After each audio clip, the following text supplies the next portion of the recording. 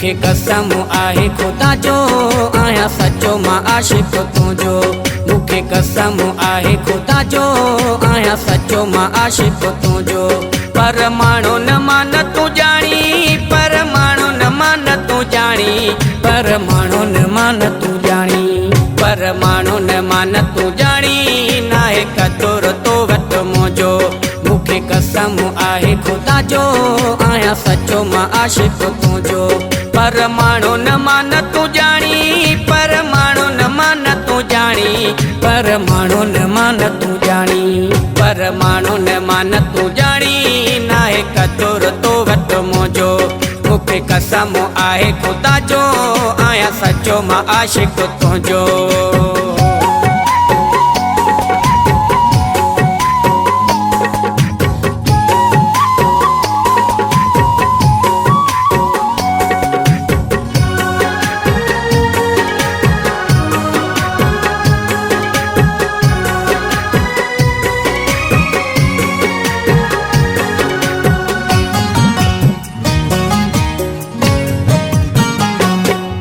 तो सूर डई तू सताई, ये मुखे पयो तू दुखाई।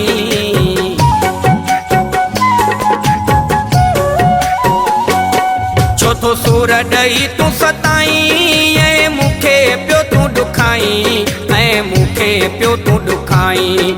आई ठहल केड़ी मिट्टी जो सारे छजो थी अंतर मोजो। पर मानो न मान तू जानी, पर मानो न मान तू जानी, पर मानो न मान तू जानी। नाहे कतुर तो वट मोजो।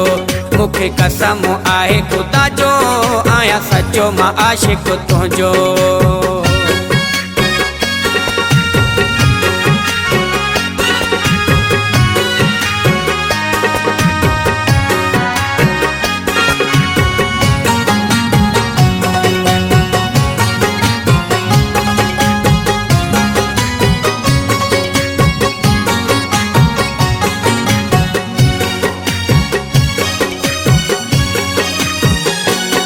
केडो तोखे थो मां चाहियां, हिन दिल खां पुछी ॾिस तूं।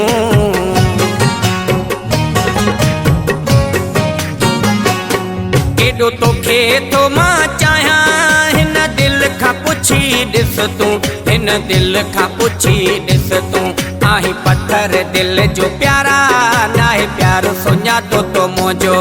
पर मानो न मान तू जानी, पर मानो न मान तू जानी, पर मानो न मान तू जानी। नाहे कतुर तो वट मोजो। मुखे कसम आहे खुदा जो आया सचो मां आशिक तुझो।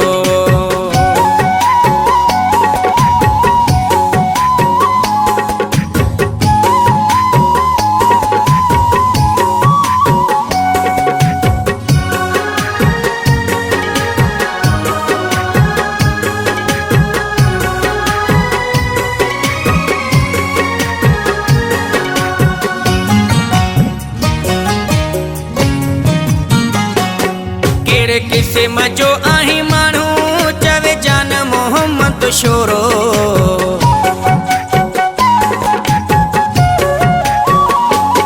केड़े किस्म जो आही मानू चवे जान मोहम्मद शोरो, चवे जान मोहम्मद शोरो। छजे संगति साथी खिलाए कर याद तू वक्त पंहिंजो।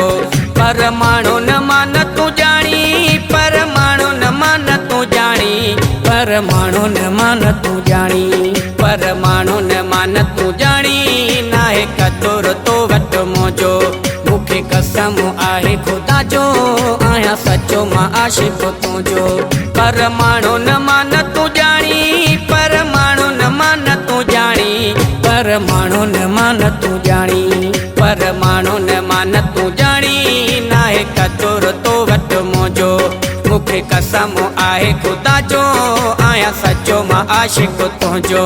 मुखे कसम आहे खुदा जो आया सचो मां आशिक तुझो।